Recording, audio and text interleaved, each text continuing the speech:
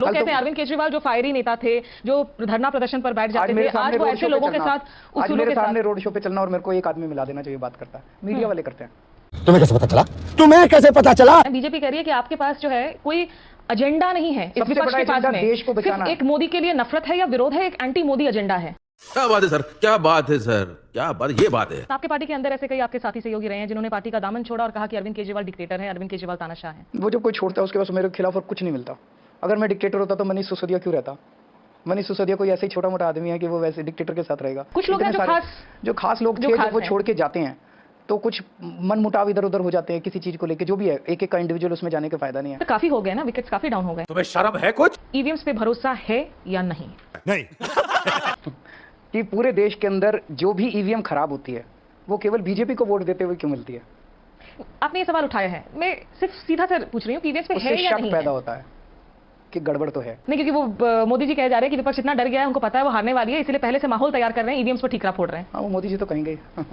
ये महागठबंधन क्या रंग लाएगी अल्टीमेटली 23 मई को? मुझे ये लगता है कि शायद मोदी जी और अमित शाह जी वापस दोबारा ना आए। दोस्तों, हम फिर से आ चुके हैं आपके लिए एक नया वीडियो लेकर। इस वीडियो में बात करते हैं अरविंद केजरीवाल की। यह वीडियो दिल्ली चुनाव के पहले का है। अरविंद केजरीवाल बोलते हैं कि बीजेपी वाले ईवीएम में गड़बड़ कर देते हैं, जिसकी वजह से वो हर जगह चुनाव जीत जाते हैं। फिर एंकर उनकी पार्टी से रिलेटेड बहुत सारे क्वेश्चन करते हैं, जिससे कि अरविंद केजरीवाल बातों को घुमाने लगते हैं। डिबेट बहुत इंटरेस्टिंग होने वाला है दोस्तों, तो न देरी करते हुए करते हैं वीडियो को स्टार्ट। लोगों में एक मैसेज जा रहा है कि आप अपने उसूलों से कॉम्प्रोमाइज कर रहे हैं। जिस शरद पवार को आप बिल्कुल नापसंद करते थे, आज अब वो आपसे मिलने भी नहीं आते। आप शरद पवार से जाकर मिल रहे हैं, आप उनके घर में जाकर दूसरे नेताओं के साथ मुलाकात कर रहे हैं। लोगों के मन में नहीं जा रहा। मीडिया वाले बस इंटरव्यू में क्वेश्चन पूछते हैं। मैं भी लोगों में रहता हूं, किसी ने आज तक मेरे से नहीं पूछा। कल तो मैं सड़कों पर लोग कहते हैं अरविंद केजरीवाल जो फायरी नेता थे, जो धरना प्रदर्शन पर बैठ जाते थे, आज वो ऐसे लोगों के साथ आज मेरे सामने रोड शो पे चलना और मेरे को एक आदमी मिला देना चाहिए बात करता है। मीडिया वाले करते हैं। तुम्हें कैसे पता चला? तुम्हें कैसे पता चला? सब मीडिया वाले कर रहे हैं। मीडिया का क्वेश्चन है, मीडिया वाले रखे, जनता में नहीं है। जनता बार-बार पूरे देश दो पार्ट्स में डिवाइडेड है। अच्छा, एक वो जो मोदी भक्त हैं, जो मोदी जी को जिताना चाहते हैं। एक वो जो मोदी जी को हराना चाहते हैं। ठीक है। जो मोदी जी को हराना चाहते हैं वो कहते हैं गठबंधन कर लो, सारे इकट्ठे हो जाओ। और जो मोदी जी को जिताना चाहते हैं वो कहते हैं केजरीवाल अपने असूलों से भटक गया। आप नहीं भटके हैं।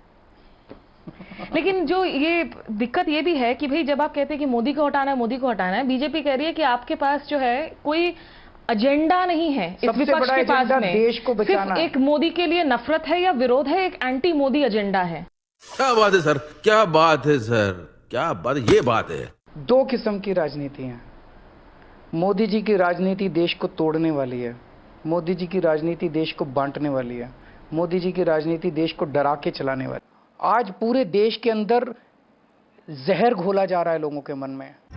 मगर क्यों? हिंदुओं के मन में, मुसलमानों के मन में, क्रिश्चियंस के मन में, लोगों के मन में जहर घोला जा रहा है। ये देश की प्रगति के लिए अच्छा नहीं है। देश ऐसे आगे नहीं बढ़ सकता। आज सारे इंस्टीट्यूशंस को इस्तेमाल करके लोगों को डराया जा रहा है। व्यापारी डरे हुए हैं। इनकम टैक्स और ईडी ऐसे राक्षस बन गए हैं दोनों ऑर्गेनाइजेशंस। किसी व्यापारी से पूछ लो, सबको इनकम टैक्स का एक नोटिस आया हुआ मिलेगा, सबको जीएसटी का एक नोटिस आया हुआ मिलेगा। सबको डराया जा रहा है। अच्छा बात नहीं है। ये अच्छी बात नहीं है। देश ऐसे आगे नहीं बढ़ सकता। पूरे देश की अर्थव्यवस्था चौपट हो चुकी है। हम स्कूल बनाते हैं, सबके बच्चों के लिए बनाते हैं, उसमें हिंदू, मुसलमान, सिख, ईसाई सबके बच्चे पढ़ते हैं। हम अस्पताल बनाते हैं, उसमें सबका इलाज होता है। बनियों का भी होता है, पंडितों का भी होता है, दलितों का भी होता है, ठाकुरों का भी होता है, सबका इलाज होता है। ये प्यार और मोहब्बत की राजनीति है। ये इंक्लूसिव राजनीति है। इसी से देश आगे बढ़ेगा। देश लोगों को बांटने से आगे नहीं बढ़ेगा। देश लोगों को जोड़ने से आगे बढ़ेगा। लेकिन आपके पार्टी के अंदर ऐसे कई आपके साथी सहयोगी रहे हैं जिन्होंने पार्टी का दामन छोड़ा और कहा कि अरविंद केजरीवाल डिक्टेटर है, अरविंद केजरीवाल तानाशाह है। वो जब कोई छोड़ता है उसके पास मेरे खिलाफ और कुछ नहीं मिलता। अगर मैं डिक्टेटर होता तो मनीष सिसोदिया क्यों रहता? मनीष सिसोदिया कोई ऐसे ही छोटा मोटा आदमी है कि वो वैसे डिक्टेटर के साथ रहेगा। कुछ लोग हैं जो खास लोग थे, जब वो छोड़ के जाते हैं तो कुछ मन मुटाव इधर उधर हो जाते हैं किसी चीज को लेके, जो भी है। एक एक का इंडिविजुअल उसमें जाने का फायदा नहीं है। तो काफी हो गए ना, विकेट्स काफी डाउन हो गए। तुम्हें शर्म है कुछ शर्म आया है? हर पार्टी में होते हैं, आपके चैनल में भी होते हैं। कई विकेट्स डाउन होते हैं, कई विकेट्स आते हैं। हर पार्टी में होते हैं। छोटी पार्टी के लिए एक जिसकी मतलब एक एक्सपेंशन के पहले ही अगर इतने विकेट्स डाउन हो जाएं तो एक कोई पार्टी बता दो जिसमें नहीं होते।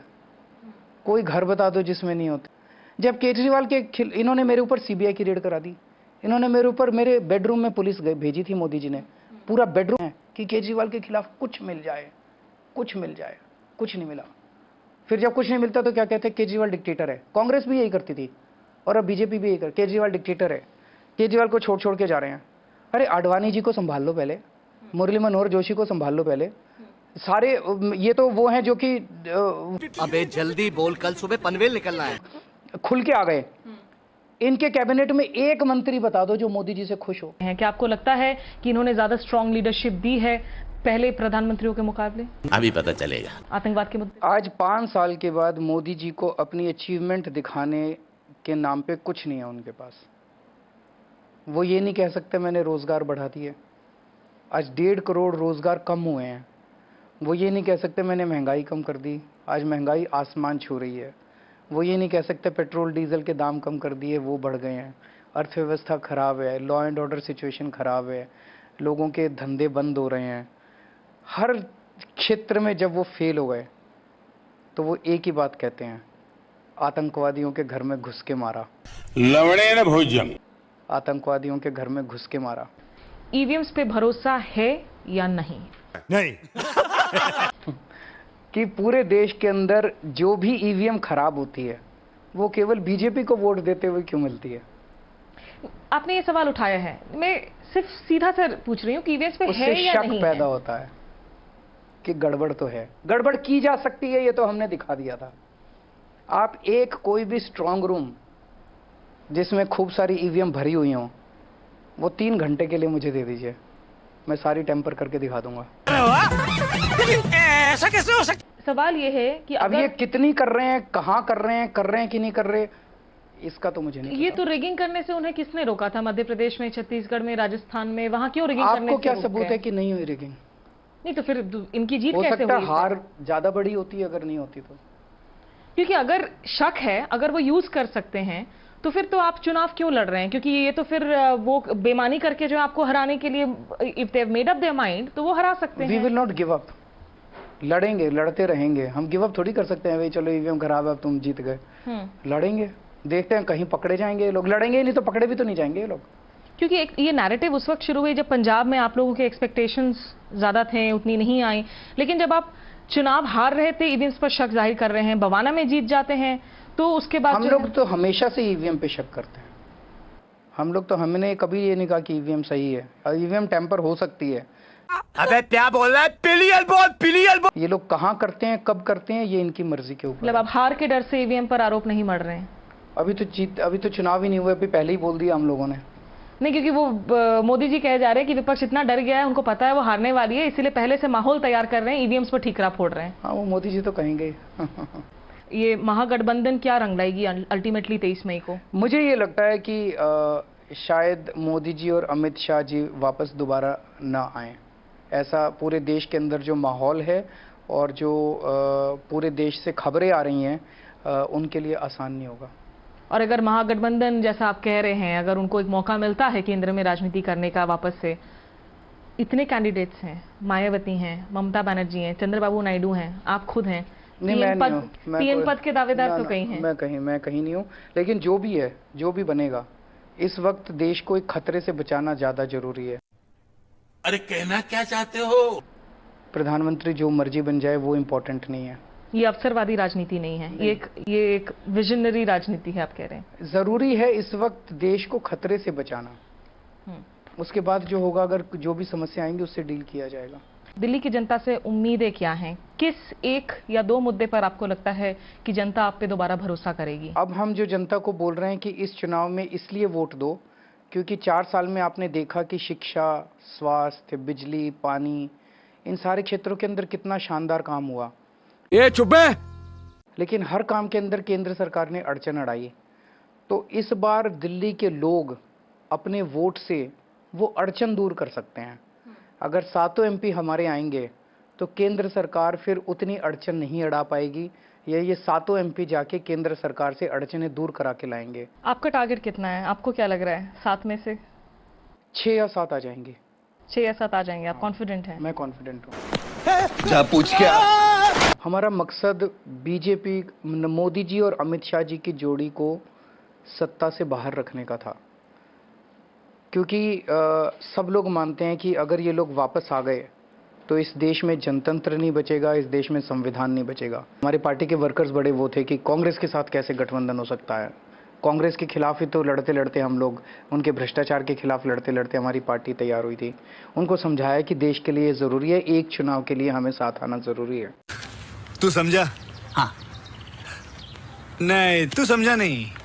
तो अब इस वक्त जो है कांग्रेस के साथ रिश्ता क्या है, क्या आकलन किया जाए? हमारे साथ, हमें उनसे रिश्ता तो बनाने गए नहीं थे, हम तो देश के लिए गए थे कि किसी तरह से मोदी और अमित शाह को हटाया जा सके। अब मोदी जी ने 2 दिन पहले कहा कि 40 MLA ममता बनर्जी के मेरे टच में हैं।